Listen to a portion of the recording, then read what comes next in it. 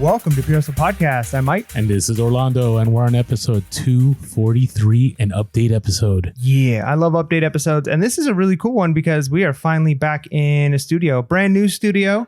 And hopefully, I think it looks pretty close to the way it looked before. That was my goal, is to kind of make things look good. Like 99% close. Yeah, I think we're right there. The only difference right now is we're still working on things like lighting, acoustics, stuff like that. So the audio on this might sound a little bit different, but no matter what, it's probably going to be better than that one where you were here on your own and I was in a car. And that was pretty it was bad. very echoey and we were using different mics. And so if you were willing and able to handle that episode, then this one has got to be okay. And it's just going to get better. We're going to get it dialed in tight. And who knows, maybe it already sounds perfect. And I'm just wasting your time by listening to this. So thank you. Yeah, but hey, by the way, we do want to say thank you real quick before we start this episode to all of you that support us on buymeacoffee.com/purehustle. It's because of all of you that we're able to still continue working in a studio, that we're able to continue producing YouTube content all for free. And so again, buymeacoffee.com/purehustle, and you can sign on to be a monthly member. You can do a one-time year, or you could do month by month, whatever way you want, or just say, hey, thanks for the great episode. Here's a couple of coffees. Again, buymeacoffee.com/purehustle.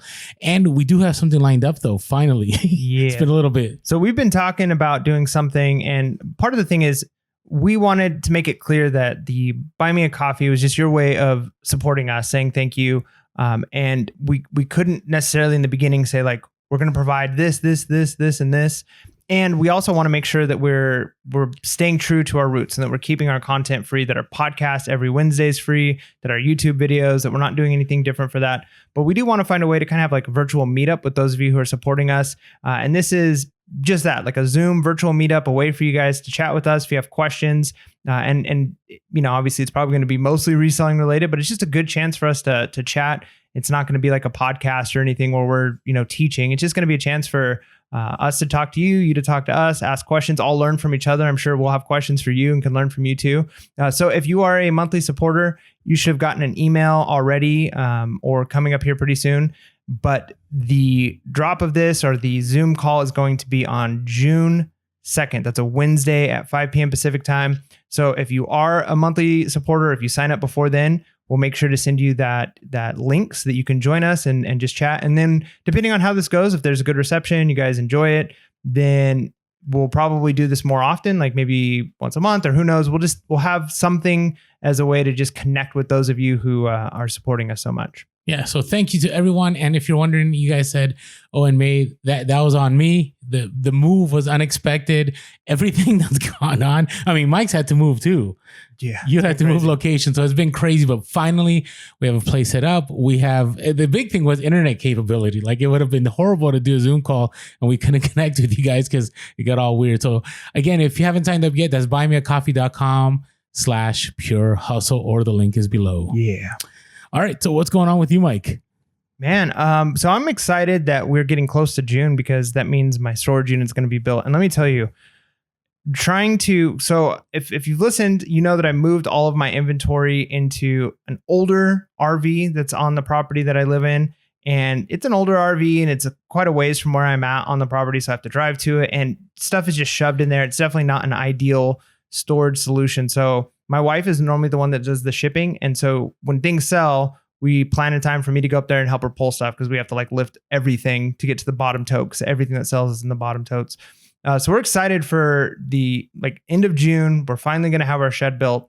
And my father-in-law, so we were looking online for different carports and we were thinking of like, maybe we do an additional storage because in California, you have to get permits if you have a shed bigger than 10 foot by 12 foot. 120 square feet is the biggest you can have without going through the city to get permits. Good thing to know. So, but a carport you can get bigger. So they have 10 foot by 20 foot, pretty good carport that I found on Amazon for like $300. So we're thinking about doing that with pallets as the floor, thanks to some of you suggesting that, and have additional storage in there. So things like clothing and shoes that can just be in totes and it's going to be protected from the weather, but I'm not as concerned about it because clothing and shoes are already inside of their own individual bags and then inside of a tote. And then if they're covered under a carport. And we're in California, so it's dry weather. Yeah, it's dry weather. And so I think that'll give us, I did the math and I can fit like literally hundreds of totes in one of these carports. So it's going to be a good way to expand the business. So I'm really excited about that.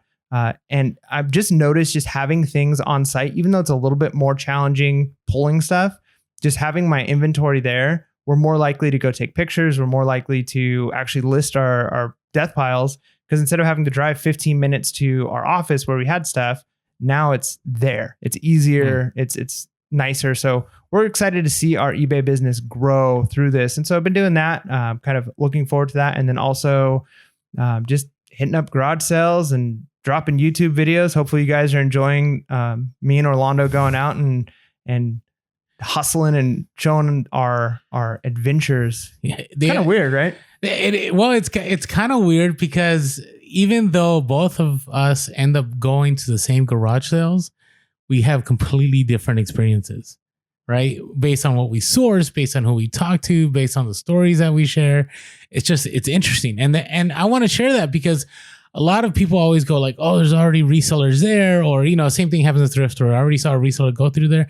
That doesn't mean you cannot find quality items while you're there. Yeah. And you'd be surprised at how many times, on my most recent video that I dropped on Monday, a reseller walked up, asked a guy how much for something, and then walked away. And then I walked up and asked him for the same bundle. And the guy's like, well, I just told that guy 50, but you know what? I want to get rid of it. I'll do 40. Right. So sometimes people realize if they're getting, if it's not selling after a couple resellers are trying to lowball, eventually they're like, I guess it's actually only worth this because that's what everybody's offering me. So sometimes even if you're a little bit later, you can actually get the thing that the early birds didn't get. Because how many times do you hear people say, well, maybe come back later and if it's still here, you can get it. And eventually there comes a point in the day where people are like, I just got to get rid of this thing. Yeah, no, I agree. And so what I want to share is, garage sales have been great lately.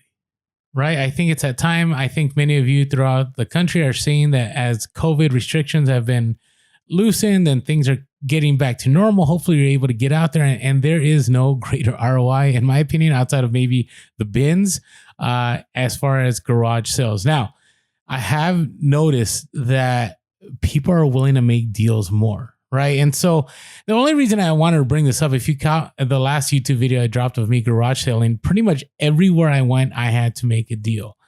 Right. And if you haven't caught our videos on how to make a deal, we have 2 YouTube videos. We have one about phrases that you can use. And actually, there's a new phrase that I don't know if I threw this on there. Did I throw on it's a garage sale?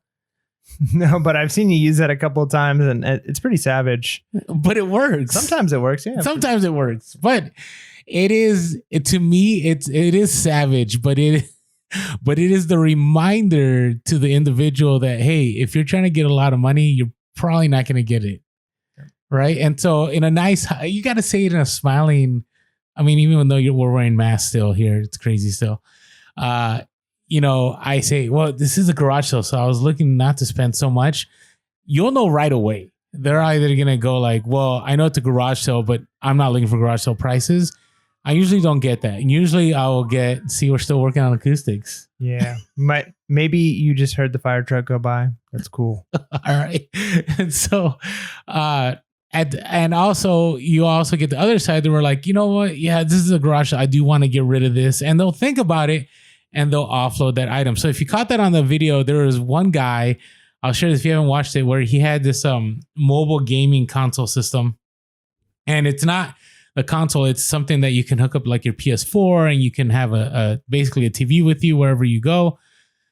And he was pretty, he wanted 50. He was pretty insistent, right? And so I used first the silent method. I didn't say much. I was like, oh, all right. I was like, it is a garage sale. And he's like, well, how about 40? Right? I didn't even throw a number. And then eventually I was like, I was actually thinking 35 and he's like, no, I can go on offer up. I can get it. I was like, all right. And then you look around. So it's not the end. Like, don't give up and just go like, you know what? This guy sounds like he's only willing to do 40. No, give it a few seconds. Go look around. Go see some other items. Because if a person is doing a garage sale, they usually want to get rid of those items. It's very rare. The most of the time I find a hard time at garage sales are when there are resellers trying to offload their eBay inventory.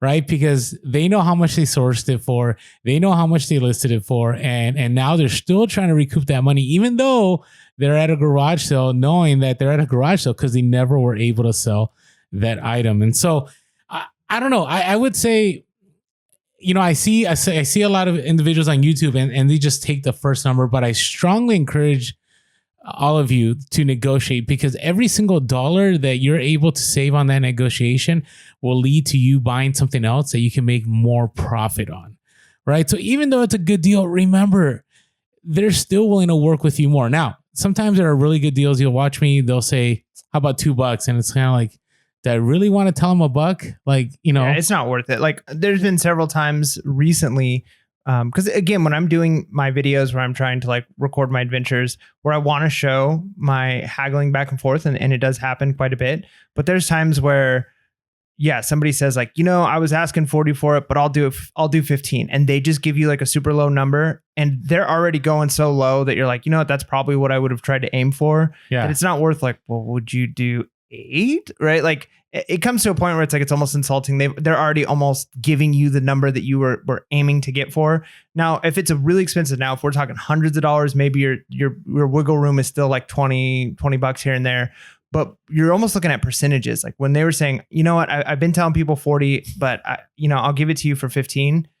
At that price point, if you go down another $5, the percentage that you're trying to go down is so much significantly higher than like if somebody says, well, it's $200, and you're like, well, what about 180? That percentage isn't quite as high. Yeah, agreed. And it goes contrary to a lot of what we've shared over the last 3 years of podcast. But if the deal's really good, and here's the thing, they may have other inventory they are trying to sell, right? And so if right away you're like, hey, yeah, that's fine, the $15 works. Sometimes I've had people come back at me and go, you know what, I have other stuff here. Would you be willing to take this other stuff? And it opens the door. So there's a balance, right? You got to figure out what way to negotiate to make the better deal. Now, the other thing I want to share is that I think I shared this last podcast. And again, by the way, I know usually they're themed episodes and we're doing an update episode. It's just because things are so busy. I do have a special themed episode called How to Do a Black Swan Event.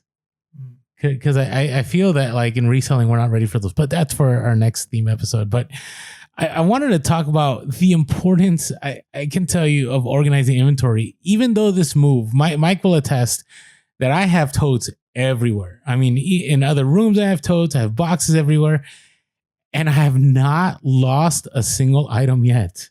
Despite it all, I still can find everything within a couple minutes.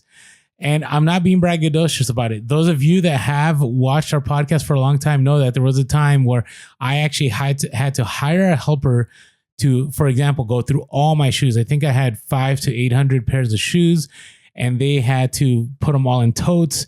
They had to bag them, label them, put the custom SKU label on eBay. And as a result, and I think I want to say I probably spent like $200 to get that done.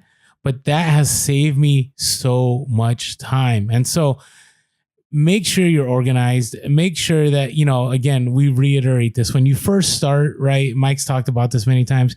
You have a tote and you only have so many items in that tote. And you're like, oh, things are good, right? I don't need to organize this. And next thing you have 2 totes and 3 totes and 4 totes. And before you know it, you're spending a half hour to an hour looking for inventory. And I will tell you, this move has made me very grateful for having an organized inventory system for items that are listed. Now, the unlisted, that's a whole nother story. But as far as listed goes, that's where it matters. Yeah, and a good in-between that I found that's working for me right now, because like I said, I'm at a place where I don't have any more room to put things. I don't have shelves that I can put things. I used to have empty shelves where I could like have a whole shelving unit of like unlisted items. And then as I would list them, I'd find a home for them and put the custom SKU in. I can't do that as of now, right? Because there's just no way to have a whole unlisted section and then go find homes for everything. So right now what I'm doing just temporarily, because I don't want to give up sourcing until the storage unit's built. So I'm going to end up with several miscellaneous totes. And my strategy is to, when I go to a garage sale, I buy 1 or 2 new totes and I fill up the tote. And unless there's like specific things that won't go in there, they're too big, too bulky, something like that, then that has to go somewhere else. But I find that I can fit most things in a tote, right? And so what I do is I get the tote, I fill it up, and then I just leave it inside of my house for, under a week while I take pictures of everything. Then I just custom SKU it, miscellaneous tote 4. And that was, the tote that I filled up since having to move all my stuff. And then that tote goes in a special place. And then there's going to be a handful of things where it's like, well, those shoes aren't in a shoe bin. They're in the miscellaneous bin. And I think it's just going to have to be that way. And then maybe I'll go back through and find homes for everything and recustom SKU everything. But if you're at a place where you're just starting, you can kind of do it that way. But it is more efficient to have a whole section of shoes where entire totes are just shoes or entire racks are just shoes. And you don't have some shoes and shirts and stuffed animals and a PlayStation all in a tote. But if you have to, it is doable. You can do it, but just still make sure that you're using those custom SKUs. And then as that tote empties out, then you can slowly start to make it, well, all I have left in this tote are some shoes and one shirt. So I'll find a home for the shirt and then I'll just make this a new shoe tote. Mm-hmm. Agreed. I just encourage you just find a way. Cause again, you don't, I mean, I've had it where I didn't move and I've spent hours looking for inventory. So that's all I want to share about that. So I got phase 2. I'm only done with phase 1 of my moving. I've moved everything into my new place, but I have all my inventory in my storage unit. And by the way, storage unit prices are going up. Oh yeah. I mean, as real estate goes up, so storage units. Does it really? Oh yeah. Listen, when I first got my storage unit, I want to say it was 3 years ago. I think I was paying maybe like $250, and now it's $368. That is insane. We should buy some land and make some storage units, man. No, I agree. Like, and it's funny because they called me and they were like, oh, because I said I'm moving out by the 31st of May, and they're like, oh, hey, just wondering like when you're moving out, and I'm like the 31st of May. They're like, oh, so you're gonna have everything out by the 31st of May. I'm like, well, that's the plan. That's when I'm moving out. They're like, oh, we're just looking to see if we can get someone there earlier. I'm like, what? Like what? Like, are you gonna refund me the $100? Like, and but they're right now. Here's what I'm seeing. And so again, this is why I think if you're looking, like I have friends that have sold their properties in California, and I have some that are stuck because they sold their property for good profit, but they have nowhere to move to, right? Because the properties are so expensive and the rent's getting more expensive. And then I have others that were able to move out of state and it totally worked for them. But if you're stuck using storage units, right? I would say right now, I'm grateful to pay more. I'm basically paying more in rent as if I rented a warehouse like in another state. Right. That's pretty much what I'm paying for the place I'm at right now. But it works. It works out. So just be careful with storage unit. If you're in a place where storage units are cheap, go for it. Like it's worth it. The longer you can, run lean, do it. But take a look at both, because sometimes it may be cost effective to just rent a bigger place to keep all your property, all your inventory in one place than would be to get a cheaper place to rent and have a storage unit. You just got to weigh, the cost on both. That is terrible English. It's all right. You can plural it. I can plural it. All right. Any random stories, Mike? So my last time going to garage sales, I've gotten in this habit now of just like calling you at the end of going to garage sales, just seeing how you did. I appreciate it. So my last time going to garage sales, it's a bummer. I picked the wrong one. So there were two, and they're not close, like over an hour from me. There were two different community garage sales. And what I did is one of them was like an hour and 5 minutes. And the other one was like an hour and 12 minutes. So I was like, I'm just going to go to the closer one. They both start at 7. And I've been to these before in the past and I've done really, really well. It's in very wealthy neighborhoods, huge communities. So I'm like, this is going to be great. So I go to the first one and it is a maze. All there is are just signs randomly on certain roads. And it's like a huge main road. And so then you go off and then there's gated communities and they've got signs on the gate of like, here's the gate code for garage sales. So I'm putting in the code and then you're driving around and there's just like, you could drive forever and then maybe you see a sign, but then like you turn around, it's like, oh wait, no, it was.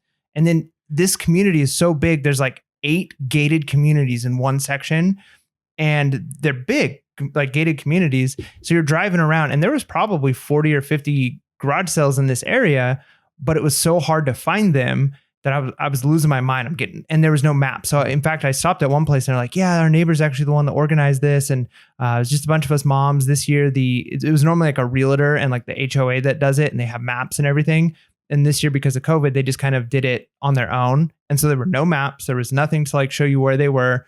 And so I spent forever driving around. And then finally I'm like, I'm just going to drive to the other one. This is a nightmare. And I get to the other one. And literally as I go through the first gate, the road, I think it was actually the place that we went to the very first time you took me garage selling. The first road that I'm going down, there's probably 20 garage sales just on the one road. And I parked and I walked to like 15 of them. And then I got back in my car, drove a little bit more and did more. But at this time, it's already almost 9:00. And so everyone's like, yeah, there was tons more here and it's all gone. That's the worst. And I eventually just left because I'm like, yeah, all this stuff's been picked through. And it ended up being a day where I mostly just bought stuff for me. And I don't intend to do this. In fact, because we live in an RV, we're minimalist without trying to be minimalist. It's not like we preach the minimalist lifestyle. It's just we live in such a small space. So we don't have a lot of room for things, but the hard part is when you find things that you could use that are just such good prices. For instance, I found a Craftsman tool chest, like one of the big 2-tier ones. So it's got a bottom tier that rolls and then a top tier that goes on top of it. And these things new, I looked them up on Lowe's and Home Depot. They sell for like $350 plus. I bought it for $60 and is in great shape. Nice. Right? And I'm like, this is great because I need to organize all my tools. I'm getting more tools. Some tools I'm getting for selling, some are my own. And so I need new places to organize these things. And so I bought that. It was a huge savings. I've also been looking for a bike for my son because he just uses like a Strider and we want to get him a pedal bike, but we don't want to spend like $115 for a cheapy bike at Walmart that who knows how long it's going to last or anything. So I got like a really nice BMX kids bike. There's like a Diamondbacks. I know it's not like name brand, but it's a good bike for, I think I paid $10 for it. We needed a luggage. We're going on a trip in November, I think, for my son's birthday. We're going to Florida and we need another big suitcase. And I got like a great suitcase for $2. So I ended up buying a bunch of things for me. And that wasn't even the goal. I'm trying to buy stuff to sell. No, I only bought like a handful of things. Like I bought like some scuba flippers, which this isn't my Bolo, but duck feet scuba or snorkeling flippers. Okay. So you'll know them because they don't look like your traditional ones you'd see at like a Walmart or a big box store. They're very colorful and they're made out of like a different kind of like a rubber. Usually they're like orange and green or orange and blue or blue and green. And both times, or I think I've sold like 3 of them. Every time that I've gotten them, I've been able to pick them up for under $5 and they sell for $50 to $75. Huh. So keep an eye out for duck feet. That is the Bolo. So I picked those up and I'm like, well, if nothing else, this pays for my tool chest.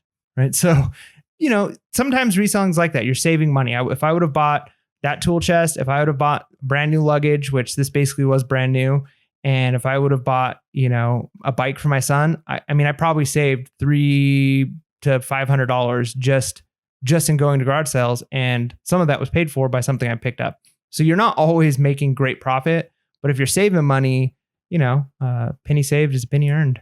No, agreed. It's again, you find stuff that you would never be able to have that kind of score on. Right. And so you got to move on. Those Craftsman, the huge tool, anything Craftsman is money. And so if you can get it for a deal and you can keep it for yourself, it's definitely worth it. So, all right. So mine's more on the technical side.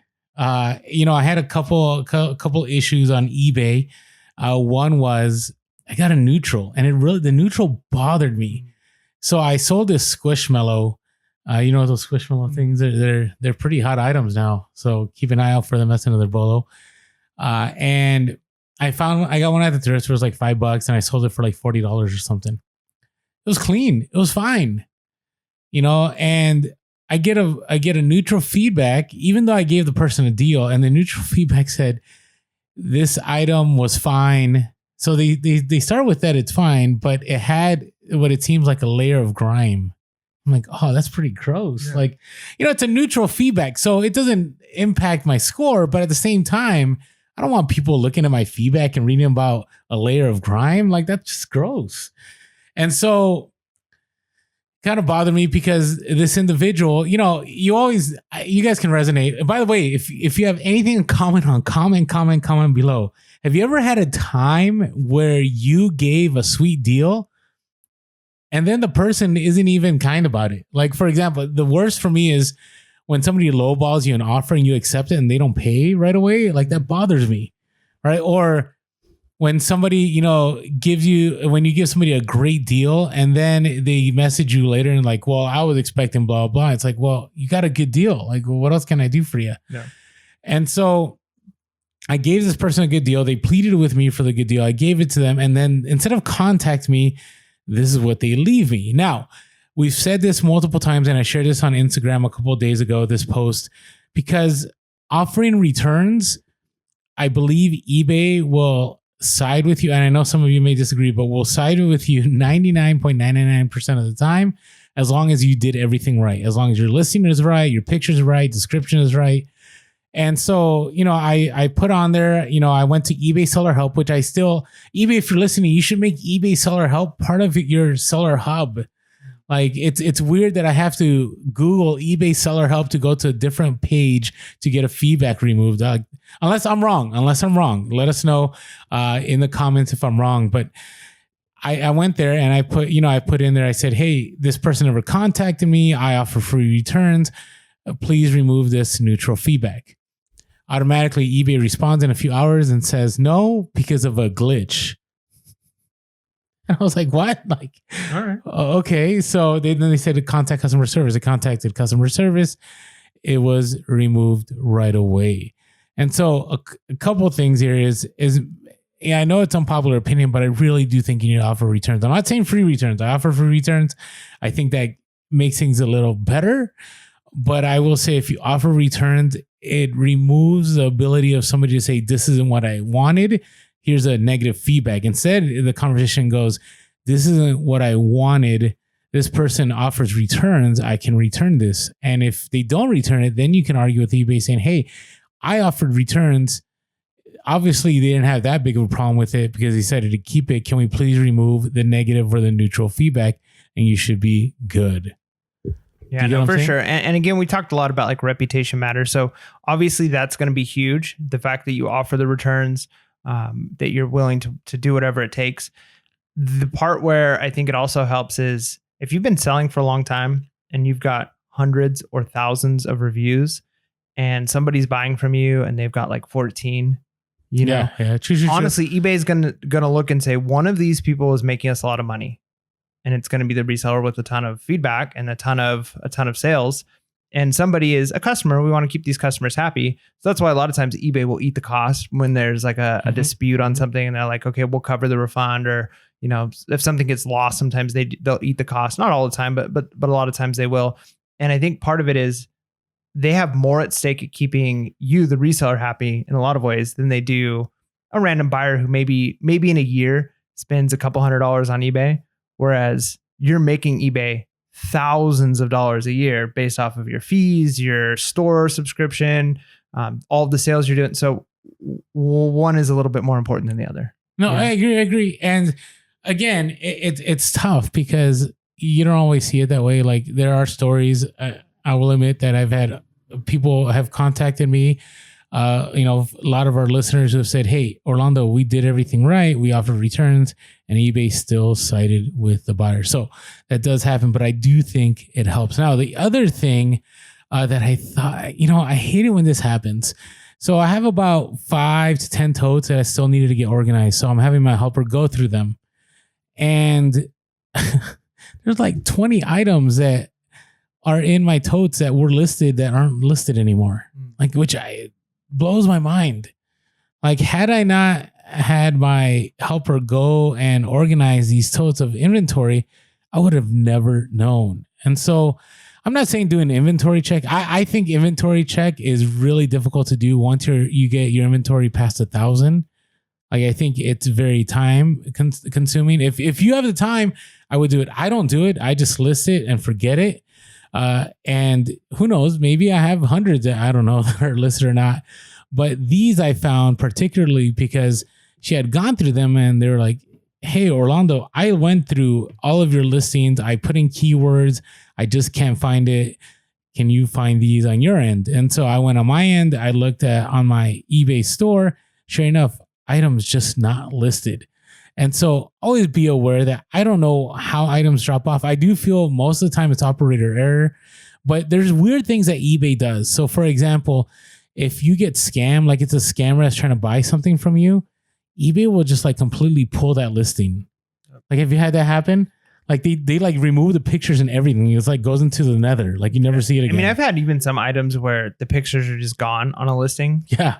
Like randomly. And it's like, we had one where the wrong pictures were on there. Like we've known it's been fine for like the last 6 months that it's been listed. And then we go on and it's like, oh wait, like this literally has the wrong pictures on it. And we had to like go back through and change it. So yeah, sometimes there are glitches for sure. But yeah, for the most part, I don't know. I can't say it doesn't happen because there are quite a few glitches, but it's not the rule. It's the exception. Yeah, but always be aware. And again, the worst is when something sells and you already sold it. So again, eBay, I plead with eBay that they need to have a drop down menu option of like when something sells and you don't have it, that you can just put eBay glitch. Now I know that's never gonna happen, but it'd be nice. All right, so that is excuse me. Wow, I haven't coughed on the podcast ever. That's a new one.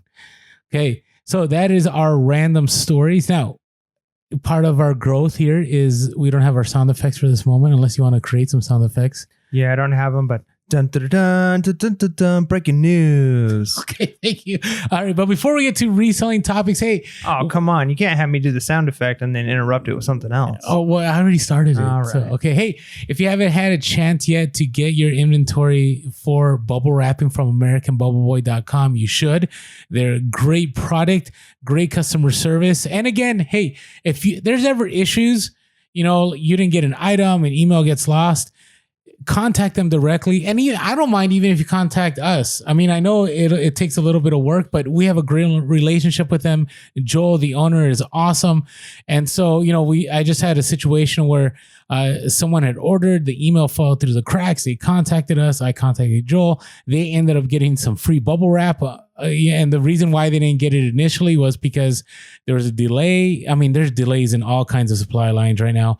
But Joel took care of them and they're all good. And so I want to make sure that whoever, right, that we support here on the podcast, like we believe in their business. And I can tell you, AmericanBubbleBoy.com is incredible. We get their items all the time. It's quality. There's multiple options. It's just good stuff. So I'm looking at my bubble wrap right now in here. Yeah. And I need to reorder some. So deals are great. All right. So AmericanBubbleBoy.com. Check the link below. All right. So it's kind of a slow news cycle. Oh, wait, hold on. What's that? All right. This just in. We have breaking news.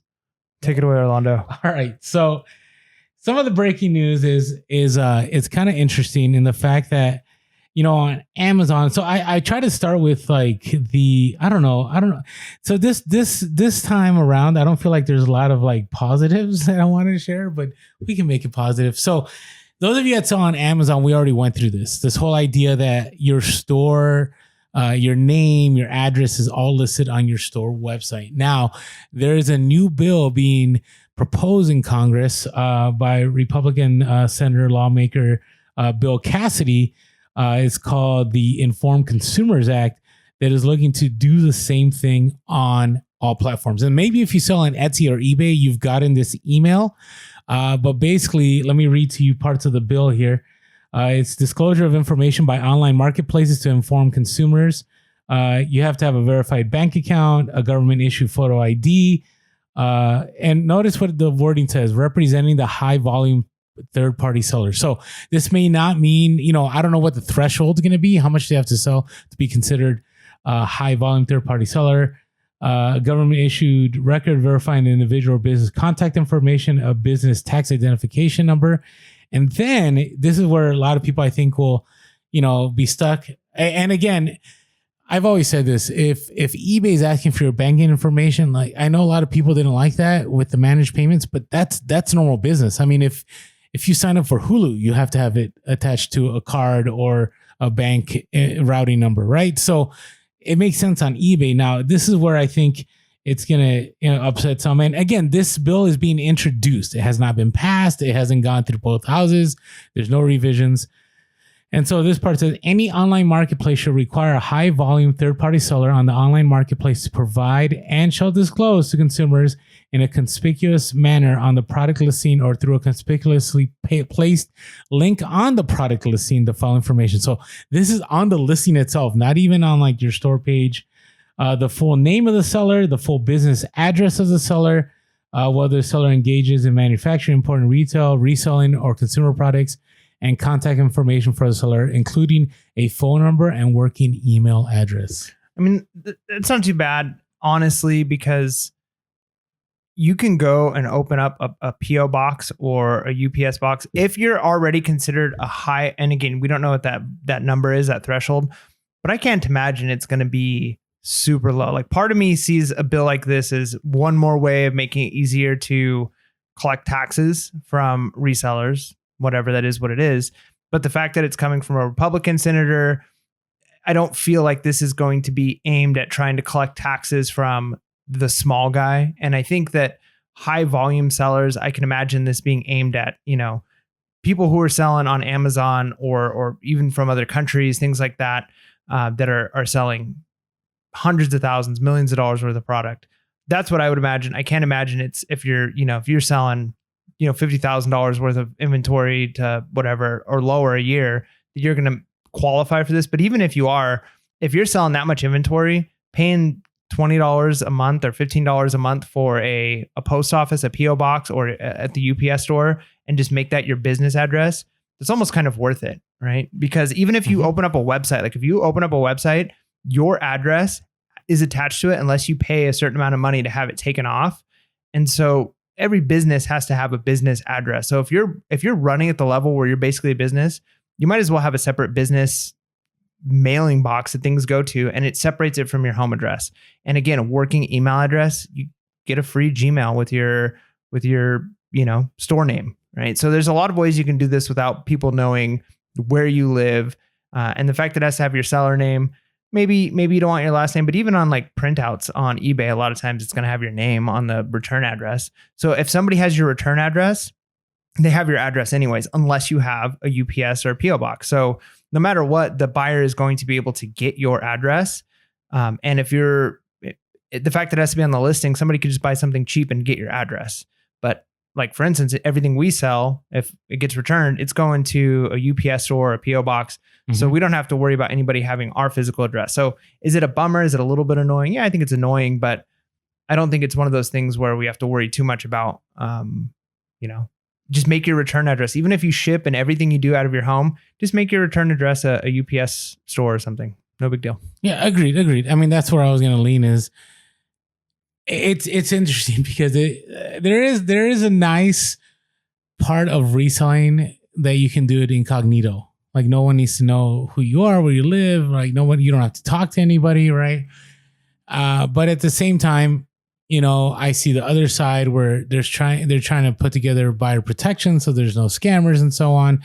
But yeah, the solution is, and I will tell you, it's really nice to have that PO box. Returns all end up there. I'm a big fan, and again, not sponsored by UPS, but UPS has it where they'll hold your boxes. They send me a text. Once a week I go pick things up. It's not that big of a deal. So, anyways, just wanted to throw that out there. Okay, another interesting thing I came about was Amazon just released a drop shipping policy reminder. And the only reason I bring this up, not news or anything, I mean, I think we've already talked a bunch about how drop shipping is very hard to make a lot of money drop shipping. And on top of that, Amazon and eBay have policies directly against drop shipping, right? But you still can drop ship. But I want to remind people, whenever you get somebody that asks for certain things, they're a drop shipper. Okay. And so this is how you know. So Amazon said this thing, and they sent this thing out in their newsletter, and they said, drop shipping or allowing a third party to fulfill orders to customers on your behalf is not acceptable unless it is clear to the buyer that you are the seller of record. All right. And so they say, the following examples of drop shipping are strictly prohibited. If you violate this policy, your ability to sell using Amazon's merchant fulfilled may be restricted. Shipping orders with packing slips, invoices, external packaging, or other information indicating a seller name or contact information other than your own. Yeah, that's why I get this is a gift. Please don't put that it's from eBay or any packing information inside of it. Correct. Right. Because this is the same policies for eBay and Amazon. I mean, they say the exact same thing. Also, purchasing products from another online retailer and having that retailer ship directly to customers if the shipment does not identify you as the seller of the record, or if anyone other than you, including the other online retailer, appears on packing slips, invoices, or external packaging. So this is referring to... I love that, like, when you get those, you just, like, please don't put anything eBay on the... Oh, yeah. And you just, like, eBay tape the heck out of the box. Yeah. Oh, yeah. Well, that's all I got. I mean, I know when it's an Amazon dropshipper because they do not want anything with eBay on it. Right. Or maybe it's another company, but a lot of them are eBay dropshippers. And, you know, if you're wondering if you're brand new to reselling, how does this work? It works like this. So very basic. You go to Walmart, right? You go to Walmart, you see, I don't know, a set of pliers that you're wanting to sell. So at Walmart, they're $5. So you download all the images and you copy paste the description from Walmart and you put it on eBay. So it's $5 at Walmart and it's $10 that you're listing it for on eBay. Somebody pays $10 for it on eBay.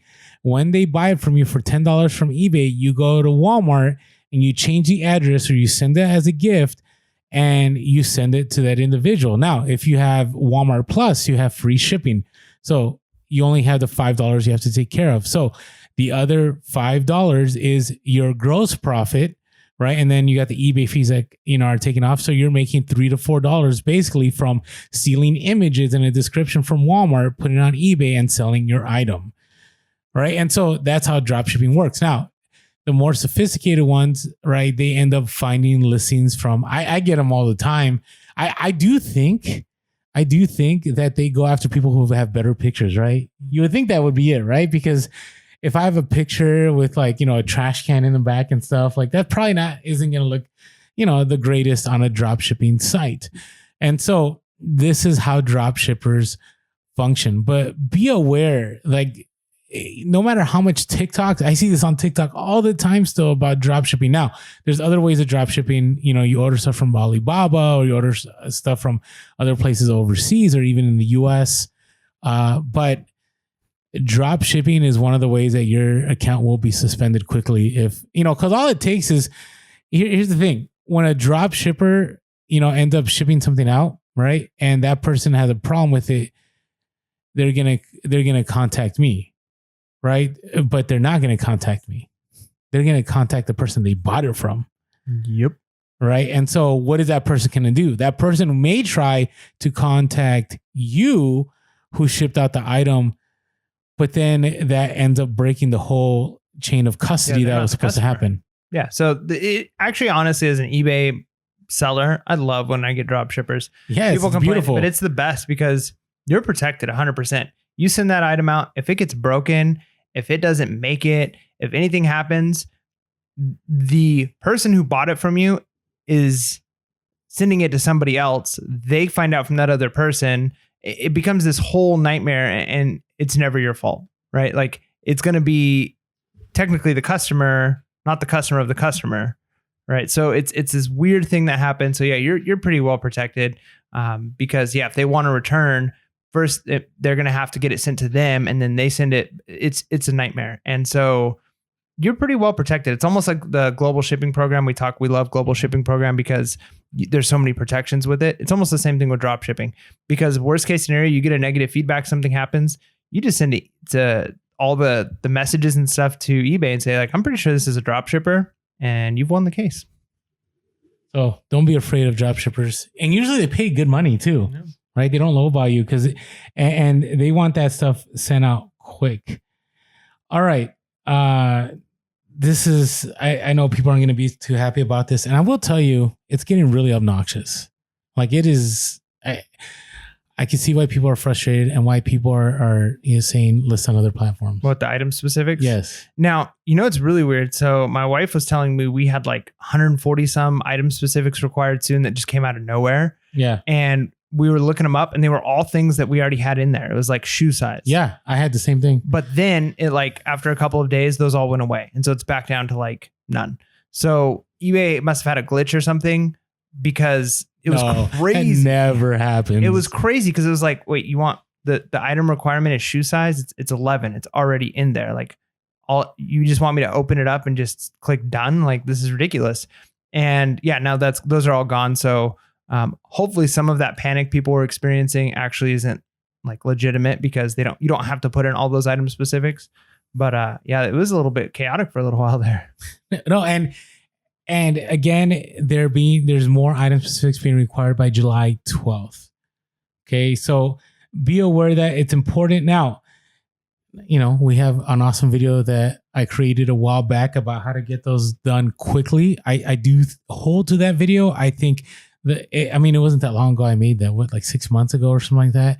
It's still relevant, but it's just part of dealing with eBay. Now, I really do wish that eBay would be more forthright about just saying, hey, we're just selling data or something, like, because I don't see a reseller in the corner going, you know what we need more is item specifics, and everybody high-fiving like, yes, that is what we need. And so be aware, there are tools that will allow you to find them, but they're right there. I mean, they tell you on Seller Hub, or they tell you on your phone app every time you go to your 30-day solds. But make sure you have them done, because what that means is that those items will no longer be in the search, and you won't be able to basically have them listed. Yeah, I just wish that I understand the purpose of rolling it out slowly and saying like, okay, we're going to require in phases, right? Like this first phase, like these are the item specifics we're going to require. And then the next phase, these ones, that way not to overwhelm you with like literally thousands of them at once. Maybe you only have a few hundred instead of thousands. But the problem is they should at least have the final phase. Like, this are all of them that we're going to have required at some point in the next year or two, and require them on new listings now. Because the bummer is when you do a new listing today, and then 3 months from now there's item specifics required on that wasn't required before. It's like they need to like just come out and say, here are all of the item specifics that are eventually going to be required. And they're not all required right now, but new listings have to have these. That way you're not, to do item specifics, feel like you're caught up, and then have to redo item specifics later on stuff that you're like, I just listed that like a month ago. Why didn't they have it set up where all of them were in there? It's just so much. It's just so much. But again, you got to cost benefit, right? The amount of buyers that you get on eBay on the secondary market, there's no platform that comes close to it. So is it still worth it to me? Yeah, it's still worth it to me. Am I frustrated? Yeah, I'm frustrated. But hey, there are tools out there to help you, such as Pierce Podcast, YouTube video on doing item specifics quickly. So check it out. All right, that's pretty much all I have. I had a short article. I don't know how much time I want to spend on this one, but I thought it was interesting. Vox did a whole article about basically reselling and thrifting in Gen Z. I didn't know like the numbers on Depop. It said that on Depop, 90%. So I'll give you the name of the article before I say it. The article is from Vox called "How Thrifting Became Problematic," and it delves into, we've talked about this multiple times, and how like there's the gentrification of thrift stores, and people that need thrift stores are no longer able to get things for cheap. And we've talked, so I don't want to I think we just recently talked about that, but I thought this was interesting that now they're talking about how in certain places, basically people are told not to talk about reselling or where they go anymore, right? Which we've talked about, but now this is happening with Gen Z. Right, Gen Z has been going to thrift stores, they're reselling, and then I saw the numbers with Depop. I'm trying to find it. I just had it before. I ended up going to the top of the news story, but it said that 90% of individuals that sell on, I just lost the article. 90% of individuals that sell on Depop are 26 and younger. That's huge. Yeah, well, and that's what I've been talking about with like Poshmark, even with. Yeah, eBay has the lion's share of the market for this type of stuff right now, but part of it is a generational thing. When you look at the boomer generation and Gen X is on eBay, yeah, like they have the buying power. But as millennials start to have more and more buying power, and as Gen Z starts to have buying power, if they're going to different platforms and not eBay, so it's like, yeah, eBay might be the powerhouse now, but if in 10 years, boomers and Gen Xers don't have the significant buying power in the country anymore, but it's millennials and Gen Z, that's going to be the demographic you're going to have to be reaching out to. And if they're all on Poshmark, I don't know if it's Poshmark that they're going to be on, but those types of platforms, Depop, the more hip platforms, that's one good reason to get your foot in the door now. So that way you're already rolling on that platform, because unless eBay finds a way to become Gen Z friendly, it's going to die out as Gen Z becomes the power. Yeah. I mean, I think there's truth. I still think for now, there's a lot of buyers on eBay that it's not that big of an issue, but I thought it was interesting. So, there's this whole, ridiculous Depop listings are screenshotted and reposted on TikTok or Twitter for users to mock with commentary. Basically, the idea that, how is somebody buying something for 70 and selling it for 40, right? And then the seller responded, pointing out that the skirt sold for the listed price, right? And so I do think right now there's going to be this, I've said this before, I've been saying this for, I don't know, a year and a half now, that there's kind of a negative view of resellers, right? I mean, we're called scalpers now, we're called whatever else. And I want to encourage people not to embrace it. I've seen other people embrace it, like, yeah, I'm a scalper, this is what I do. I'm like, nah, don't play that game. Like, how about we play the other side of like, hey, this is how I support my family, right? This is how I take care of others. This is how I'm able to do other things for other people, right? I mean, if it wasn't for reselling, I couldn't even do this podcast, right? Because reselling has given me the time to be in a creative space because I make a certain amount of money where I'm not worrying about always having to work. And to be fair, that's not the best argument. I think it's an argument, the best, but technically someone could say, I sell drugs because it lets me support my family and gives me free time, right? So that doesn't in itself make it, morally okay. But where I would say we need to stand on is the idea that, okay, yeah, that is one part of it, that this is a way that I support my family. The other thing though is reselling. Technically every retail is a reseller. Correct. It's the same thing. They're buying wholesale. They're buying from somebody else. So unless you manufacture and sell it yourself, you're a reseller, right? That's all Walmart, Target, Amazon. It's all reselling.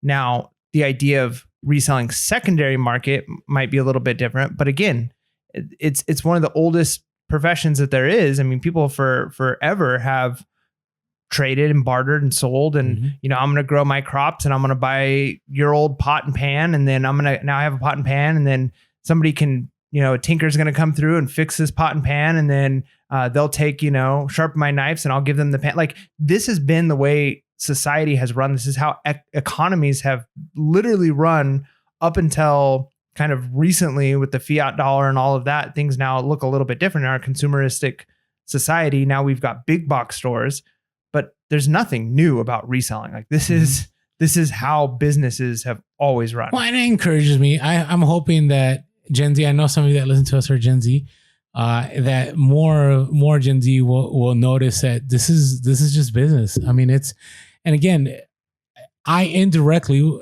I don't resell for sustainability purposes, but it is the indirect effect of what I do, right? I mean, I sell vintage gear all the time. And so, hey, you're turning what could be landfill into something somebody actually can utilize, and you're getting a profit. So it's literally a win-win. Again, I feel like resellers come in and they fix what's broken in the economy. Like, we fill in the gaps. Like, when there's price discrepancies, we help the market regulate that. When there are items that could be trashed and end up filling up landfills, we find a home for them and we're paid for that service. Agreed. All right. So, reselling, a moral good. Yeah. All right. So, hey, that ends our news time. Yeah. But before we move on, if you haven't been following us on social, we are PHP Podcast on Instagram, Facebook, and TikTok. We are PHP Cast on Twitter and Clubhouse. Also, you can give us a call, 619-738-1170. That's 619-738-1170. Or shoot us an email at PHPpodcast@gmail.com. That's PHPpodcast@gmail.com. As always, we're grateful. We keep growing on YouTube. And if you haven't followed us yet, go to and subscribe and hit that bell notification. And if you're watching this video right now, make sure to hit that like button. We constantly want to grow the YouTube. We find that the bigger we grow, the faster our following and the more people are able to reach and help, because that's the goal. That's been the goal. I mean, if you look at our, I guess the quote unquote mission statement, right, is to help people level up their standard of living through reselling. And that's what we want to do. We're also grateful for all the iTunes reviews. We're moving on up. We are the most reviewed reselling podcast out there and most listened to reselling podcast out there. All right. Time for a word from our sponsor real quick. My skull shaver has been working out. They're in the nice. Yeah, no, that's good because, when you decide to use something other than skull shaver, I feel bad for you. And because you always miss spots and, we got to fix that. But yeah, skull shaver it's great. I mean, I've gotten to the point now where when I first started using skull shaver, it was weird because I only shaved my head like once a week. And then I was like, all right, now I'm using skull shaver every other day. Now I just use it every day. And it actually takes less time to do it every day than to try and wait a couple of days. Mm-hmm. And I always feel like I look great. Now it's like when my hair starts to grow out a little bit, I feel terrible. And it's like, man, I used to let it get way longer than this before I shaved it. I know what you're so skull about. shaver is fast. It's easy. And if you use promo code PURE, you will get a nice little discount and lets them know that we sent you over there. So we definitely appreciate it. All right. So again, skullshaver.com, promo code PURE. All right. What is your, I miss the sound effect. Bolo. Bolo. What's your Bolo? So my Bolo is, now, if you watched my Monday video that dropped, I went to a swap meet and now that I look back at it, I probably still should have picked it up. But there was a guy, he had a bucket of infinity, whatever they are. The Infinity Stones? No, like the Skylander things, but they're not. They're the Marvel ones. Okay. I know Infinity. Yeah. And he wanted like $50 for like 12 of them. And I had just bought a whole bunch from another garage sale for basically nothing. So I'm like, there's no way I'm paying that. And I walk over and then he's got this little, like, I think it was like a mixing bowl, a metal mixing bowl full of these army toy soldiers in them. And the brand is Britain's Ltd toy soldiers. And I looked them up and the comps were great for these. But as I'm looking at all of the individual soldiers, and this whole bowl was pretty full, the paint was pretty bad on a lot of them. They were chipped. There was parts where like the leg paint was messed up, and a horse, like there's like different paint, like scraped off. And so I'm like, it's not worth it because he wanted $50 for it. But then the more I look up comps on them, I'm like, holy cow, like just like 4 or 5 of these will sometimes sell for like $40 or $50. Wow. Just these like little metal and or plastic toy figures. So Britain's Ltd toy soldiers, look those up. The comps on them are crazy. And it's just one more thing to look for. Because again, they're kind of unassuming. They look old. They look older, so that whenever I see older toys, I mean, it might spark your attention. But I see toys at so many garage sales, and I usually am not willing to dig through toys because a lot of them are just like Happy Meal toys. But now I've got my eye out There's some money in Happy Meal toys. Oh, I'm sure. Not the new ones. But I've got my eye out now for specifically these types of toy soldiers. Check them out. Comps are great. Britain's Ltd toy soldiers. Nice. All right. I always like sharing what is currently selling well. And so I've talked before about, Rain Spooner and collaboration pieces with Disney, right? That was one of them. So the one I want to share today is baseball Hawaiian shirts. I believe they're going up in price, and this is why. I believe they're going up in price because of the pandemic. As a COVID, there's been supply chain issues, right? So, and you can't find these retail anymore. I mean, you can like go to a baseball stadium. Sometimes they have them in the clubhouse store and stuff like that. But I think they're getting harder to come across, right? And so I recently had some great sales of these. I bought a ton of these during the pandemic. This is one of the things I didn't share. I had mentioned on a few Instagram posts stories, how there were certain things I was sourcing, but I couldn't share, but I was doing some eBay arbitrage. And one of them was Hawaiian baseball shirts, because I knew that since baseball was not happening, that people weren't wearing these and they might just throw them up and list them. And so I bought a bunch of these for 20, 25, 35, new with tags, and they sell for over $100. And so I have a few of these. I have some used ones. So keep an eye out for baseball Hawaiian shirts. Rain Spooner obviously are going to be the most expensive ones. Those sell for over 100. Sometimes you can find some hollow ones. But again, it's baseball season. People are trying to find, unique stuff to support their teams. And those are definitely winners. Nice. I like it. All right. So what are you looking forward to here? I'm really enjoying making the YouTube videos of the garage sales. It's been enjoyable to go out.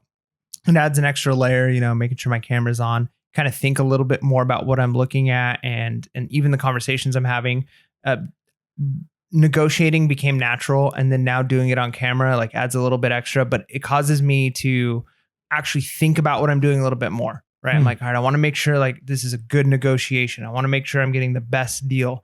And so I've really enjoyed that. And the last time, like I said, that I went to garage sales, it was a win in the sense that I saved a ton of money. I bought a bunch of stuff that I was going to buy probably anyways, but I got it a lot cheaper, but I didn't get a lot to resell. And so it was kind of a wasted day. I pretty much had to delete all of that footage because none of it was enough to make a YouTube video. I get it. Because I didn't want to do a YouTube video 15, 20 minutes of me going to garage sales and literally not buying anything to resell.